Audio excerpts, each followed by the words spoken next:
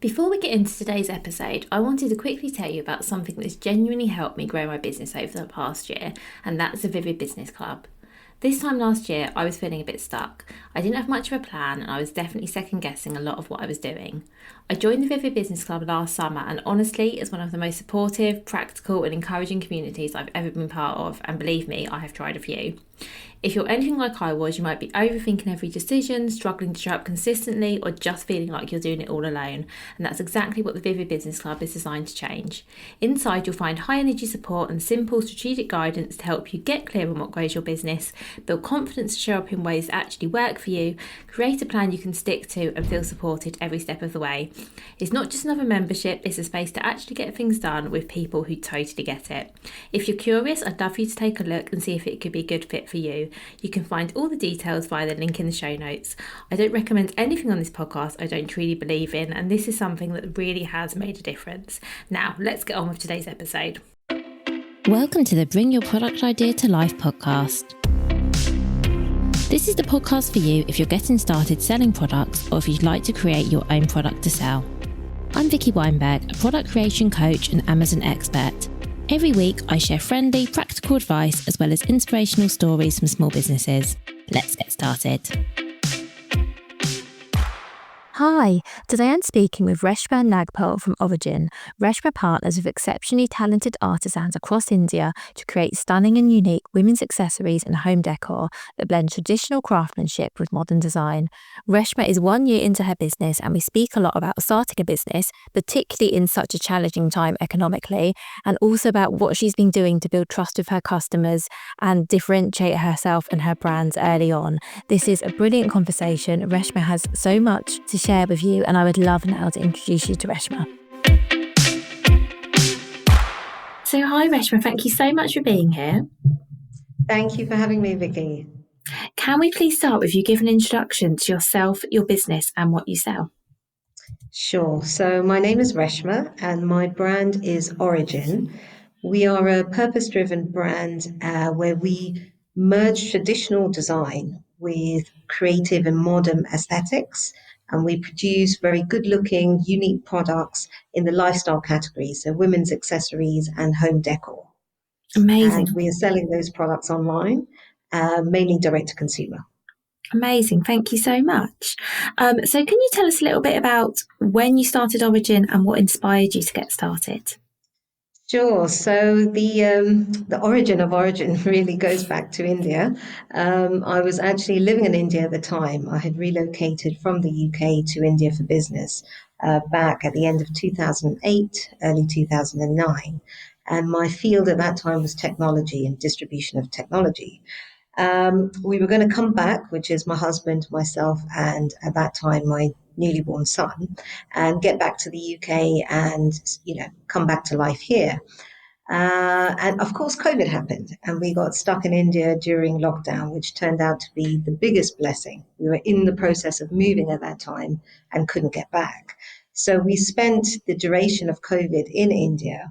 And it was probably, while, of course, so much turmoil and difficulties, it actually was also a moment of reflection and peace where you got to stand still. And at that time, we actually witnessed, because I'd had privy, very luckily, to beautiful handicrafts in India during my time there. But during COVID, it was really a difficult time where we actually saw the handicraft industry literally pretty much die overnight in small segments. We knew many artisans who were really struggling to sustain their livelihoods because of the cut-off of tourism overnight, and they weren't able to sustain these beautiful generational practices that they were using to create products, and they had to go and find alternative work to feed their families and their communities. So my husband and I said, look, when we get to the UK, this is going to be a mission of ours. We are going to be the face of these very much faceless artisans who the world doesn't see, the world doesn't have access to, and we're going to bring their beauty and their creations to the global market. So the root of this actually happened during COVID, gave birth to an idea that we felt is a very strong mission of ours. And when we got back to the UK and did a lot of research as to what we felt the gaps were in the market, Then we honed down on our categories and, of course, worked very closely with certain artisans to create products that we thought would sell. And then that started the company back in 2024. So we're just over a year old. And that's really the origin of our story. I love that story. Thank you so much. And I love it when something comes. It sounds to me like it was very unexpected, that it wasn't, it wasn't like you'd always thought, oh, one day I'm going to have a products business. I like the fact that it sort of came organically. It really did come organically. I mean, I always had a passion for the handicraft industry, but I didn't know that this was going to come about. So yes, it did. It did have its organic growth. That's really exciting. So you started your business, like you say, just over a year ago.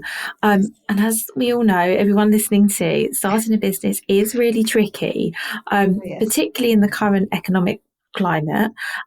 What gave you the confidence to launch Orregin, and how sure were you at the outset that this was a business that would take off?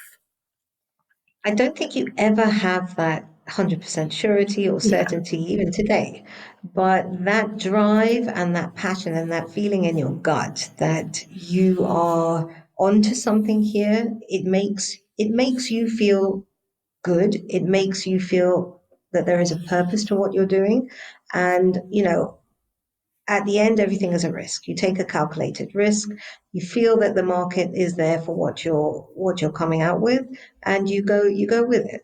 So that's really what we did. We just felt in our gut that this is the right time. It's happened with the right access to both geographies, and it just makes sense to begin now. Takes a leap of faith, but if you don't start, you don't know. That's true. And also, I would say there is never a good time to start a business. Even if all the stars appear to be aligned, it's such a big undertaking, and there's always going to be risks and there are going to be challenges. I would say there's never a perfect moment. Absolutely agree. Yeah. So we're going to talk about some more positive things in just a moment, but while we're sort of focused on those very early stages, were there any other challenges that you faced early on? And if so, how did you navigate them? So I think one of the biggest challenges is obviously we are importing our products from India, and a couple of things that with technology today it's very easy to access, speak, but there's nothing like being in front of things to touch them, to feel them, to get the aesthetic. So obviously it means we do a lot of travel, which is a great thing, but sometimes that can delay your time to market for products. So we just get over that by increasing our communication and learning. It's a learning journey. So something that may have taken us 4 months at the beginning, we've now managed to streamline the process, and it's down to 2. So it comes with time. These hiccups, or you can say learnings, are there to teach you, help you grow, and you evolve with those processes. Another thing that I think was a challenge is pricing because of a lot of extra costs that are there when you're importing products. Of course, now with movements in free trade and of handicrafts coming into promising segments where it's not really about the duty of the cost, but more the logistics, which is still there. And because we are a small business, we are in small volumes. We don't have large MOQs, and we're selling direct to customers. So we have to hold lots of different designs while we're testing the market. So costing can be a challenge with your logistics, but it's a trial and error, and you have to take a step, try it. If you're trying, 5 new product ideas, 1 is going to work, 4 won't, and that's how you learn. So it's been a lot of trial and error and a lot of close access to customers to help give us the feedback that we need to fine tune our product choices. Yeah, that makes sense. And speaking of your products, I'm really curious to know, are you sourcing products from artisans? I'm just curious about how it works. Are you sourcing products from artisans that they're already making? Are you designing products in collaboration with artisans, or is it a bit of both? Yeah, great question. So we're very much designing in collaboration with artisans. The depth and the breadth of the Indian handicraft industry is so vast. every state has its own historically known handicraft where you find artisans who are absolutely amazing experts in their trade. It's generationally passed on, so they know the craft. When it comes to marrying that craft with modern design, that's where we bring in a lot of USPs, and we look aesthetically as to what we feel is working and how we can bridge that design with the traditional way of making something. So we very much bring to the table that collaboration and help artisans use that craft to create products which are relevant today. So Oh, we are much more of the second format than the first. I really like that. That's great because I guess you have the knowledge about what's selling well in the UK, what people are looking for, plus the connections of the people who can actually make it. I think that's brilliant. Exactly. Exactly. And it helps them to really maintain their craft. So if we are doing our job right and bringing lots of business, then that's empowering them to continue their craft, to continue their trade, and to really make sure that that generational skill continues to get passed down. And that really is one of the three core purposes of our business. So it's very, very important to us that we do what we need to do properly. No, that's brilliant. And as you've touched on one, tell us about the other two core purposes of the business as well. Sure. So, Origin is very clear in our mission, and the first is to empower artisans with financial independence. That journey through COVID and the way our eyes were opened. It's really important that they get to financially benefit from this beautiful craft, and we make sure that financial independence is always at the forefront of what we're trying to do. So we're working directly with the artisan. There's no middleman. It's a clear communication line. We understand what they're going through to create something, and we also then are able to translate that back into what we're doing. So it's a very close rapport to ensure financial independence. And the second is to really preserve and protect these traditional handicrafts.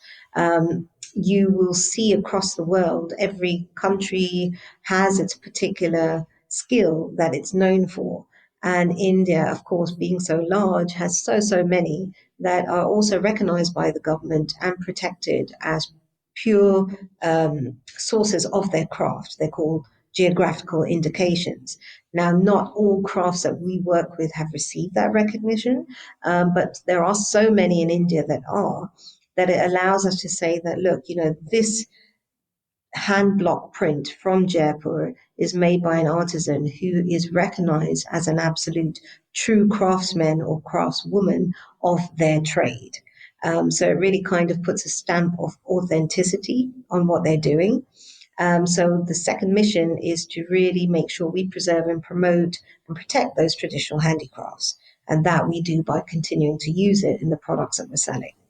And the third, of course, is to bring conscious consumers like you and me access to beautiful, good looking, unique products that you don't see across the high street, that you don't see online, and something different that makes you look good, but it also makes you feel good because you know that this is an alternative to mass production. It's not fast fashion, it's not fast commerce, it's slow, purposeful, meaningful purchases.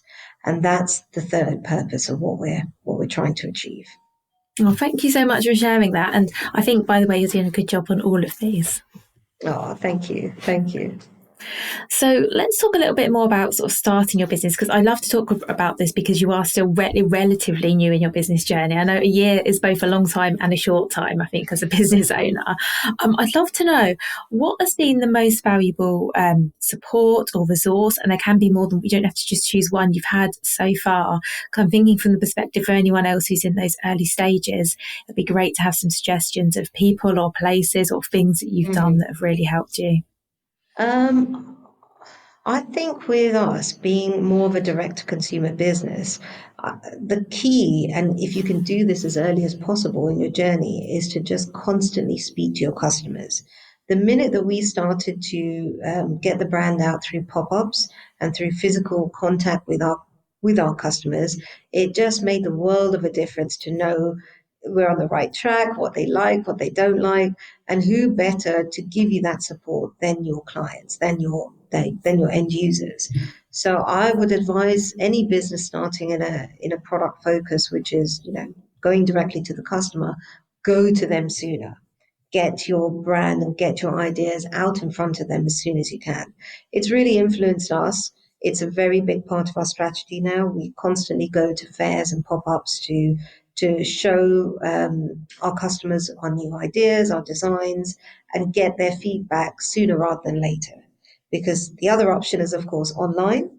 It's an expensive approach. It can work really well if it does, but you can't put all your eggs in that approach. It's got to balance out. So for us, it's been brilliant to be in connection with our customers from very early on. So that's been a great success and tool, I would say, that we will continue to use. And then, of course, as a support, as a business owner, it can be lonely, it can be hard, it's scary. Sometimes things just don't work the way that you think they're going to. So who do you talk to? Who do you vent with? And I'm very lucky in this business to have my husband. He's a big, big support in everything that we do. So for me, that's been great to have him to sound off.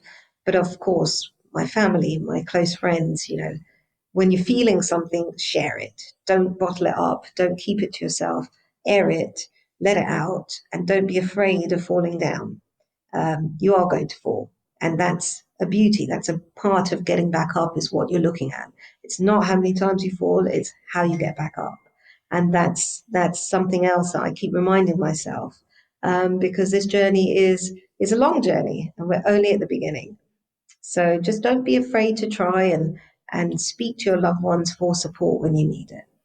That's brilliant, thank you. And I do have a few follow-up questions, as I always do, Reshma. So, how about, are you in any other? So it's great you're getting support from your husband, in particular, and your family and your friends. I think that's wonderful. Are you also in any groups of other business owners that can give Sure. support and advice? And if so, are there any that you would recommend or like to mention?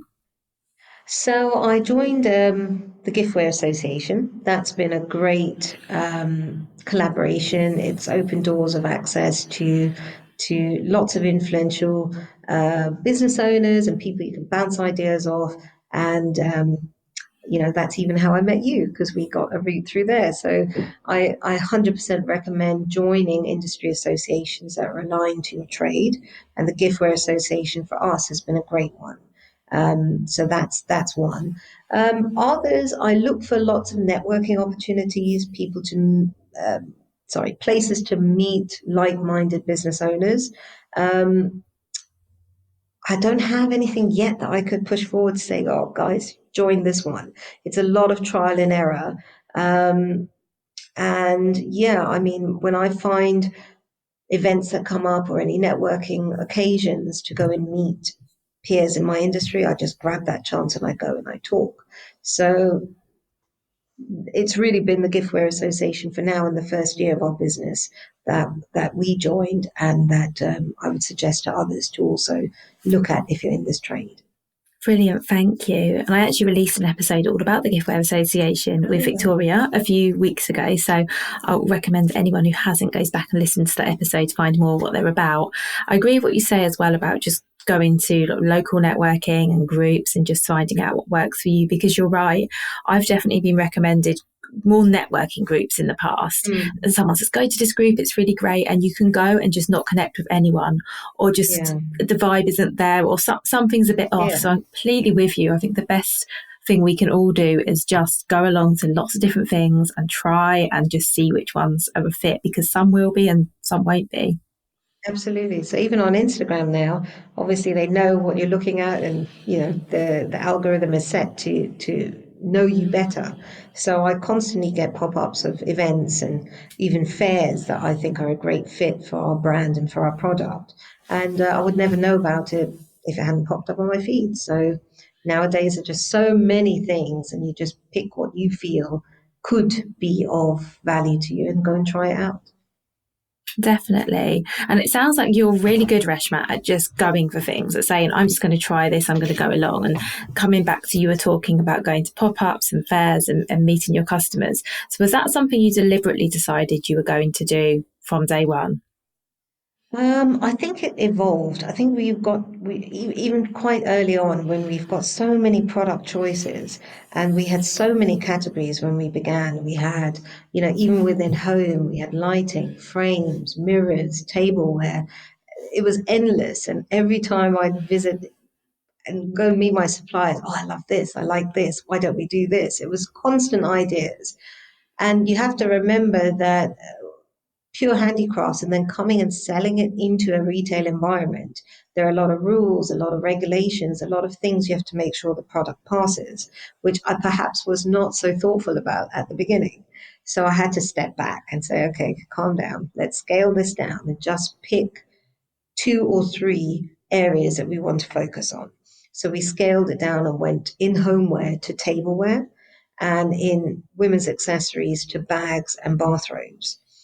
And then when we decided to test our thinking, is it correct? That's, I think, what propelled us to go and meet customers sooner rather than later.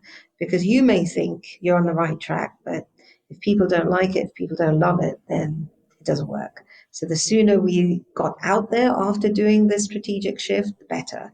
And it did tell us we're on the right track. And in fact, it made us go more towards bags because that was definitely the most popular category that we were seeing results on.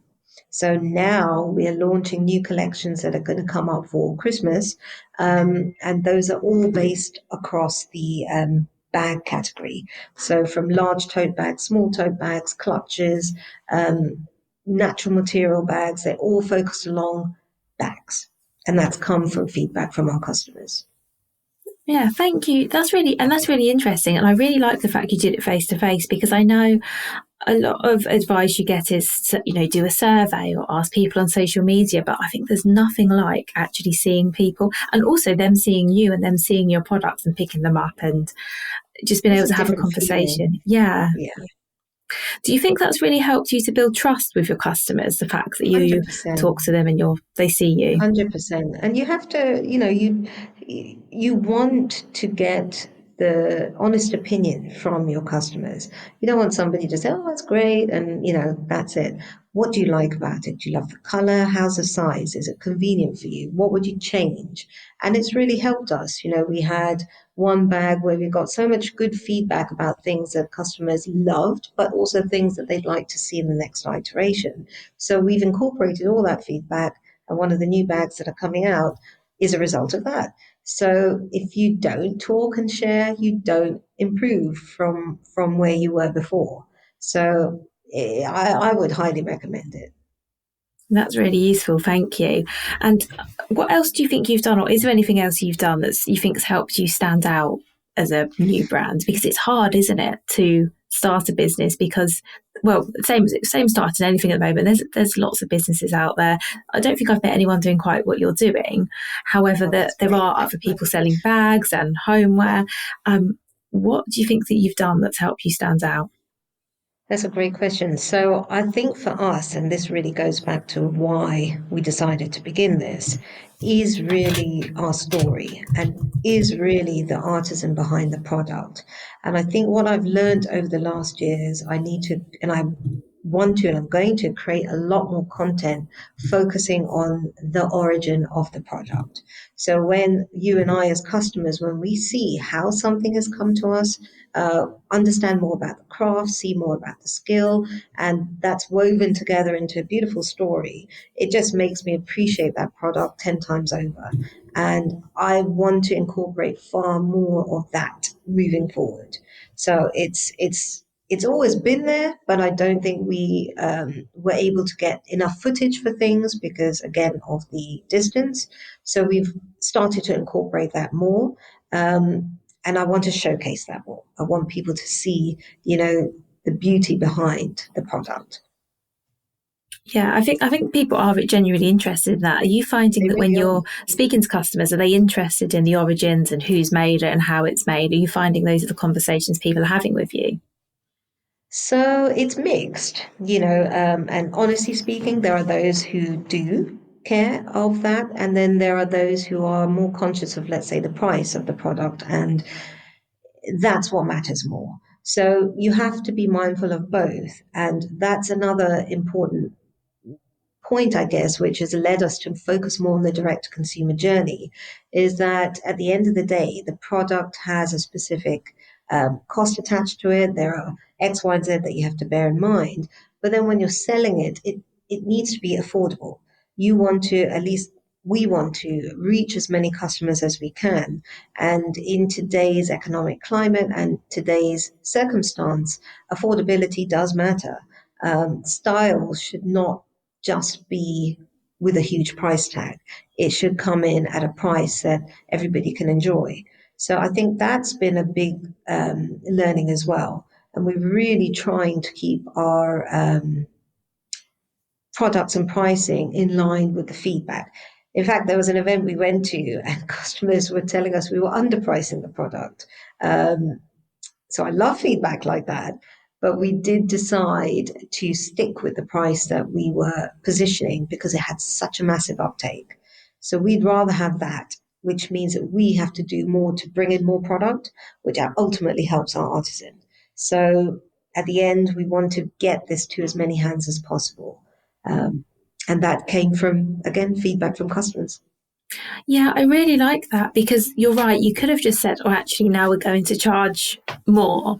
But I really like your mission of getting the products sold more widely because, as you say, coming back to the artisans, that means more sales for them, keeps them Absolutely. going. As you say, you can introduce more products and different products. Yeah, I really like that. But it must be such a balance, though, with pricing because obviously you need to make sure the artisans are paid fairly. Then you have all of your associated costs. Pricing must be really tricky. It's tough. It is tricky. There's at least 15 different facets that go into, just your landed cost and then your costs over here. So we keep our operational costs exceptionally streamlined. At the end, we're a small business. It's only us right now.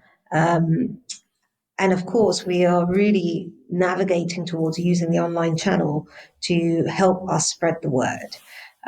That's something that's a big part of my year too, is learning, because personally, getting in front of a camera and being able to be comfortable speaking about our story and what we're trying to do, it's a challenge I need to overcome personally. So that's something that I'm focusing on now to get comfortable with it and just, treat it as you do any other channel of your business. It's now a very integral part of what you're doing.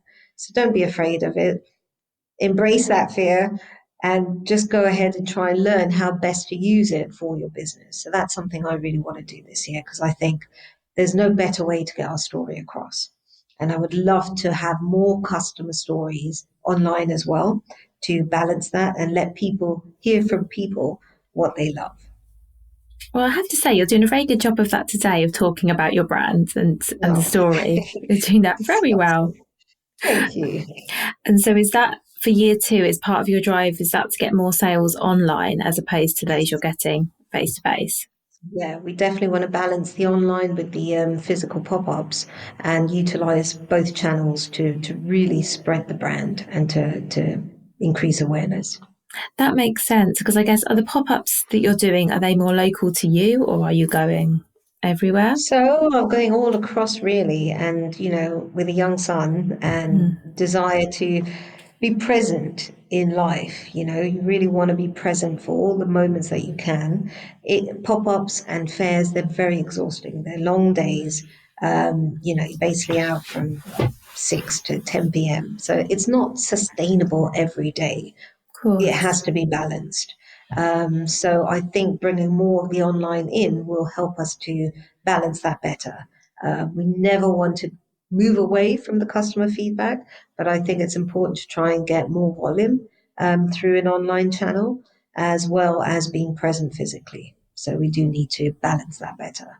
Yeah, I think it makes a lot of sense though. And I think the order you've done it to me also makes a lot of sense because I guess in year one, it's probably been great. You've been out meeting people and getting the feedback, also building awareness because you'd hope that some of the people that have met you in real life at a fair or a pop up will now go and buy from you on your website because they bought from you before and they know the brand. Yeah. So it does make total sense. But I know what you mean. there's a lot of time and money involved in going along to a Absolutely. fair or a pop-up. And Yeah. I don't think just doing that is sustainable for many businesses. No, I mean, you're absolutely right. So after every event that we've completed or during, we suddenly notice the online sales going because obviously people were talking to you, they bought a bag in a particular color, they liked another, they didn't do it there. They've gone home and they've gone and bought that online. So it's great to see that support the online growth. But now we'd like to bring in obviously advertising to reach more people because organically you can only reach so many as well. So yeah, it's definitely I think an important focus for us in the second year. Yeah, I think that's really exciting as well. Yeah, Really, really fingers crossed. exciting. Yes, So a few final questions till we finish, if that's okay, Reshma. One thing of I'd love to course. know is we spoke right at the beginning about how it can be, it could be considered a tough time now to start a business. But looking back over the past year that you've had, do you think there were any advantages to starting your business when you did? Hmm. To be honest, I don't know. All I know is that was the right time for me, and I took it. Would it have been easier to wait a year and do it now? I don't think so. I think what happened at the right time and allowed us to be where we are today. So I don't, like you said at the beginning, I don't think there's ever a right time or a perfect time. When it feels good and you're able to manage that within your family and take that risk, then take it because there's never going to be a time where it's perfect, like you said. Yeah. So yeah, I think it just was right for me at the time, and I wouldn't change it. It's definitely not been an easy year, and at times you think, is this really working? Is this going to have the vision that I have in my head? Is it going to actually happen? But you don't know till you try, and just don't expect it overnight. Be patient with yourself, and like I said, just don't be afraid to fall. We all fall. We have to get back up. That's what matters. So just go for it. No, I think that's all brilliant. Thank you. And I think one other advantage is you are a year further along. There's that Exactly. as I'm still well. here. I'm Yeah, still standing. I think I think that, like you said, there's never perfect timing, but I think the benefits of starting when you did is that now you've got a year under your belt. Because let's face it, things aren't getting easier for any of us, They're not. and there is something to be said of already gone through that. Those very early months, in the bits when you're making. Obviously, we all make mistakes. We all make mistakes now, but I think those mistakes that you make in the early days and those uneasy times of not knowing quite what you're doing and finding things out that you didn't know you needed to know, it's quite nice to have some of that behind you. Absolutely. I mean, when I started, in my head, I felt that I would really love to see retail grow quickly for us. But it was a tough learning curve. Brands love the product, they love the story, but at the end, the price has to match because obviously retail has their own markup that has to be added into something, and you cannot be priced so differently to category similar products in the market. You're not going to get the volume that you want. So that was a big learning for us. You have in your head that this is the way it's going to be, but actually it doesn't. And our route is turning out to be more direct to consumer. So you don't know, and you don't know till you try. And these are the things that teach you. And it's not easy. You expect something to happen, you want something to happen, but there are factors beyond your control. I cannot change certain things on my price. I will not reduce my artisan price. I will not reduce X, Y, and Z. So you have to sometimes say, okay, thank you, and move on to the next. And that's the way it goes. That's really good. And I think it's important having that skill to just be able to pivot and say, okay, this isn't going to work. Let's try that. I think that's Yeah. a real skill to have as a business owner, one that we all definitely need. For sure, and it keeps evolving. So it doesn't happen overnight. You will be shown things and you learn things that will push you to take the courage to pivot and navigate to a different approach. That's all brilliant. Thank you. So my final question for you, Reshma, which is one that I ask everybody who comes on the podcast, is what would your number one piece of advice be for other product business owners? Number one piece of advice. I know that's tricky. Yeah, I'm trying to see how to merge it all into one. If you believe in what you're doing, take the leap of faith. Have that confidence in yourself and try. There is no harm that can come from trying. And the positives, of course, you can live your vision. You can see it happen. So my piece of advice would be just don't sit on the fence too long. Sometimes you can sit on the fence too long. You miss the opportunity, you miss the boat, and that fear takes over.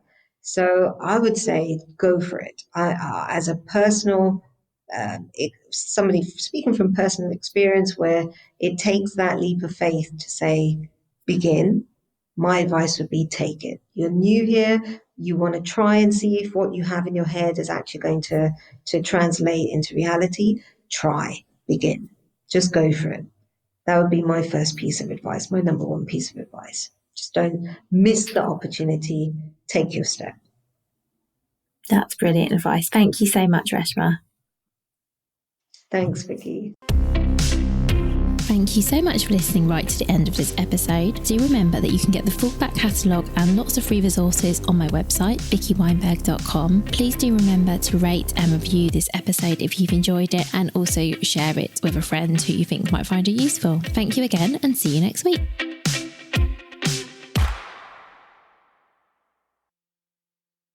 Hi, this is just a little note to say if you've enjoyed this episode, or indeed any of the episodes, and you would like to, I don't know, buy me a coffee or something, you can actually now leave tips. So there's a link to how to do this in the show note. Of course, do not feel obliged to do this. This is a free podcast. This will always be a free podcast. But as I say, if you want to buy me a coffee, you can do that via the link in the show notes.